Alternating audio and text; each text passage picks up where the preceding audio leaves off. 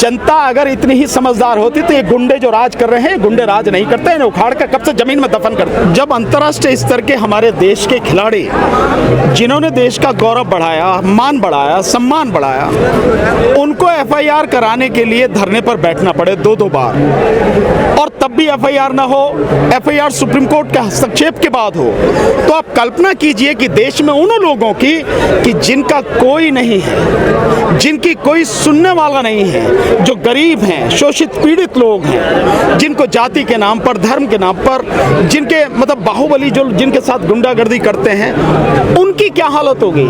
इसका मतलब साफ है उनकी कोई एफआईआर नहीं होती होगी, वो लगातार अत्याचार सहते रहते होंगे। इस स्थिति को समझने की जरूरत है। दूसरा, अगर यहाँ पर ये लोगों ने हिम्मत की बोलने की तो बोल रहे हैं, ऐसे कितने ही लोग हैं जो बोल नहीं पाते होंगे। आप देखिए कि देश की हालत क्या है और सरकार क्या कर रही है। इन सारी चीजों को गंभीरता को समझने की जरूरत है। मैं समझता हूं देश के सभी लोगों को इसमें इस आंदोलन में साथ देना चाहिए, खिलाड़ियों का साथ देना चाहिए, क्योंकि इनके माध्यम से तो जो गंदगी फैली है वो आपको नजर आनी शुरू हुई है। उस गंदगी का आप अंदाजा कर सकते हैं, इसलिए उस गंदगी को दूर करने के लिए इनका साथ देना चाहिए सभी को। पॉस्को एक्ट में तुरंत गिरफ्तारी नहीं, सरकार जिसको बचाना चाहे, जब एफआईआर ही सुप्रीम कोर्ट के कहने पे हो रही है तो गिरफ्तारी की बात तो आप छोड़ ही दो। आप गिरफ्तारी होगी भी, नहीं भी होगी, क्या होगी, कब होगी, कौन कह सकता है, कुछ नहीं कह सकते ना। तो देखो क्या होता है। भूषण कह रहे हैं कि मैं इस्तीफा नहीं दूंगा। नहीं, मत दो, इसमें कौन कह रहा कि इस्तीफा मत दो।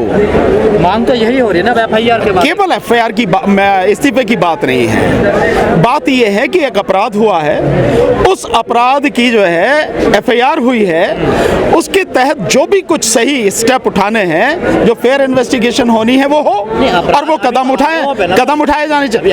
एफआईआर होगी ना, आरोप है ना, इन्वेस्टिगेशन इसीलिए होती है। बिना आरोप के इन्वेस्टिगेशन होती है क्या? कह रहे हैं एक ही परिवार क्यों विरोध कर रहा है? कौन सा परिवार विरोध कर रहा है? जो बैठा हुआ है कि एक ही परिवार के लोग हैं। ये भूषण का कहना नहीं, ये एक ही परिवार के लोग। ब्रजभूषण क्या कह रहा, मुझे इससे क्या लेना देना है? ये एक ही परिवार के लोग हैं। आप मीडिया वाले साथियों क्या एक परिवार के लोग हैं? आप दो ना उसको जवाब कि एक परिवार के नहीं, अलग अलग परिवार के लोग हैं ये लोग। नहीं, आप तो समर्थन करने आए। हाँ, बिल्कुल समर्थन करने आया तो मैं इस बात का समर्थन करूंगा, ब्रजभूषण की बात का, या मैं समर्थन करूंगा कि देश के अंतर्राष्ट्रीय स्तर के खिलाड़ियों के साथ जो अपराध हुआ है, जो अन्याय हुआ है, उसकी फेयर इन्वेस्टिगेशन होनी चाहिए। दोषी कोई भी हो सामने, कितना ही ताकतवर व्यक्ति हो, कानून के तहत उसके खिलाफ कार्रवाई होनी चाहिए। पहलवानों का यौन शोषण हो रहा है, ब्रजभूषण का ये कहना है, तो फिर उत्तराखंड के पहलवान क्यों नहीं आ रहे? यूपी के पहलवान क्यों नहीं आ रहे? मतलब अगर एक के खिलाफ हो रहा है, वो आवाज उठा रहा है, तो आप चाहते हो सारे आ जाएं। हो सकता नहीं हो उनमें इतनी हिम्मत, लेकिन ये बात इस बात को सिद्ध करती है कि कितने स्तर पर, कितने बड़े स्तर पर कितना घिनौना अपराध हो रहा है। इस बात की नहीं आपको समझ में आती? कह रहे एक ही अखाड़ा, एक ही परिवार, ऐसा तो नहीं हो। वो आप कह सकते हो, ब्रजभूषण कह सकता, उसके सवाल उससे पूछो आप। जिस तरह से सुप्रीम कोर्ट ने दिल्ली पुलिस को लताड़ लगाई, क्या आपने इतनी देरी की तो क्यों की? केवल लताड़ नहीं लगानी चाहिए थी, बल्कि दिल्ली पुलिस के ऑफिसर जिस थाने में एफआईआर करने के लिए कंप्लेंट दी गई थी, उसके खिलाफ एफआईआर करवानी चाहिए थी। ये भी अपराध है कि अगर सेक्सुअल ऑफेंस का अगर मुकदमा आ रहा और एफआईआर नहीं कर रहा कोई पुलिस वाला, तो उसके खिलाफ एफआईआर होनी चाहिए, वो भी अरेस्ट होना चाहिए। ये तो नहीं हुआ ना अभी, ये भी काम होना चाहिए था। नहीं होने क्यों नहीं हो सकता? सुप्रीम कोर्ट अगर किसी चीज की जो है देखभाल करे और उसकी निगरानी में सब कुछ हो सकता, हुआ नहीं है। अडानी मामले में कुछ नहीं हुआ, और अडानी में सब कुछ होगा, ऐसी बात नहीं है, सब में होगा। अडानी वाले में भी सुप्रीम कोर्ट ने कमेटी तो बनाई ही दी है ना, सरकार के विरोध के बावजूद भी, और सरकार की उस बात को नहीं माना जो बंद लिफाफे में नाम दे रही थी, उसे नहीं माना, फिर भी कमेटी बनाई है, इन्वेस्टिगेशन कर रही है, 2 महीने में रिपोर्ट आएगी, देखते हैं क्या होता है। लेकिन उन्होंने बोला कि मैं इस्तीफा दे दूंगा, लेकिन ये उठ जाए तो? ये सवाल आप उससे पूछो, मेरे से काहे को पूछ रहे हो? मैं तो सिंपल, देखिए उसके खिलाफ एफआईआर हुई है, पुलिस को फेयर इन्वेस्टिगेशन करनी चाहिए, अगर वो अपराधी है तो कानूनी कार्रवाई होनी चाहिए, बात सिंपल सी। पुलिस और सरकार पर विश्वास है? किसको? मुझे तो पहले से भी विश्वास नहीं था, आज ही की क्या बात करो, मैं तो जानता हूँ कुछ भी नहीं होगा इसमें। कैसे होगा? नहीं तो मैं तो उम्मीद कर सकता हूं ना कि फेयर इन्वेस्टिगेशन होनी चाहिए। जब देश का संविधान ये कहता है, देश का कानून ये कहता है कि कानून के समक्ष सभी लोग समान हैं और कानून का सभी को समान संरक्षण मिलेगा, तो इन्हें भी मिलना चाहिए, उसके खिलाफ कार्रवाई होनी चाहिए, वो सामने कोई भी हो। ये तो ब्रजभूषण अगर मोदी भी होता सामने तो उसके खिलाफ कार्रवाई होनी चाहिए थी।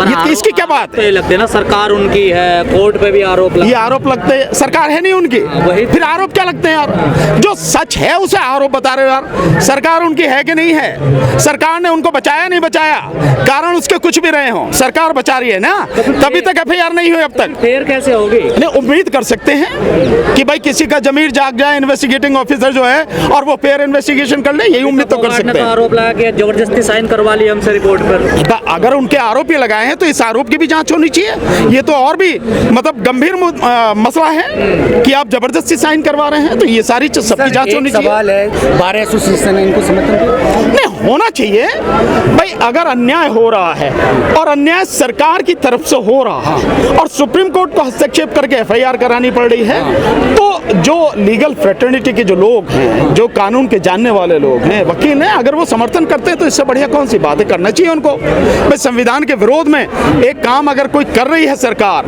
और किसी अपराधी को बचा रही है, तो वकीलों को बोलना चाहिए, इसमें क्या दिक्कत है? लेकिन सर, राहुल गांधी की एक तरफ सदस्यता ले ली जाती है एक अपराध के पीछे, बस थोड़ा सा जैसे सिद्ध कर दिया गया, लेकिन वहाँ ब्रजभूषण पर इतने केस हैं जो सिद्ध भी हैं, उससे अभी तक कुछ नहीं हुआ। नहीं, अगर उसमें सिद्ध होकर सजा हो जाए तो निश्चित रूप से किसी की भी सदस्यता जाएगी। आप ये देख रहे हैं, मैंने देख लिया, मुझे क्या दिखाओ? ये तो वो हैं जो दिख रहे हैं, जो एफआईआर उनके खिलाफ दर्ज ही नहीं हुई ना, देखो आप, वो इससे कई गुना होंगी।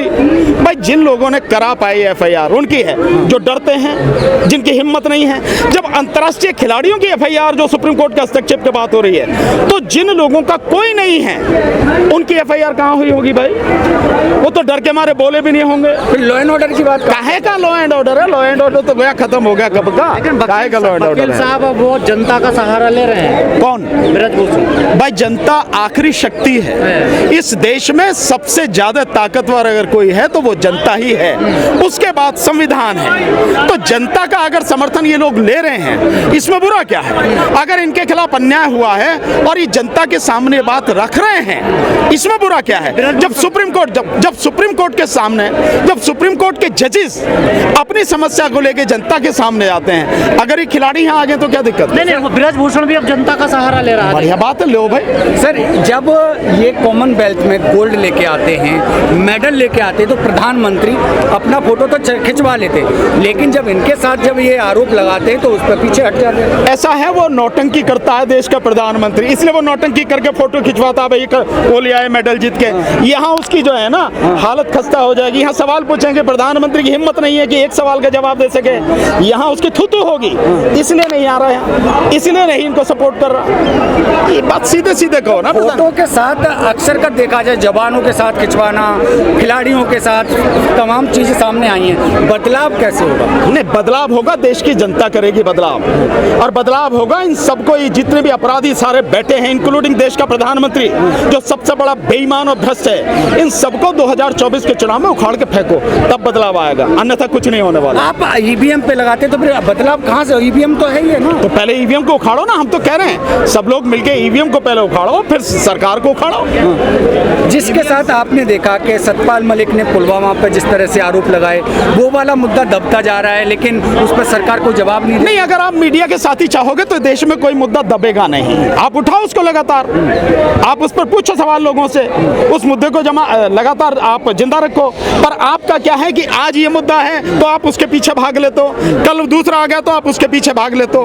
पीछे के जो मुद्दे हैं, महत्वपूर्ण मुद्दे हैं, और ये सरकार की नीति है कि असली जो मुद्दे सरकार के खिलाफ हैं उनको दबाया जाए, उनसे ध्यान भटकाया जाए। आप क्यों भटकने देते हो? लगातार उठाओ, आप लोगों से पूछो सवाल, लगातार वीडियो भेजो उस पर, उसी को लगातार करो आप। क्या पुलवामा वाले पे न्याय मिलेगा जवानों को? नहीं मिला, क्या नहीं मिला? फिर कहाँ मिलेगा? कहाँ मिलेगा न्याय? इस देश की जनता कर सकती है, न्याय दिला सकती है, अगर पहले इनको उखाड़ के फेंके तो।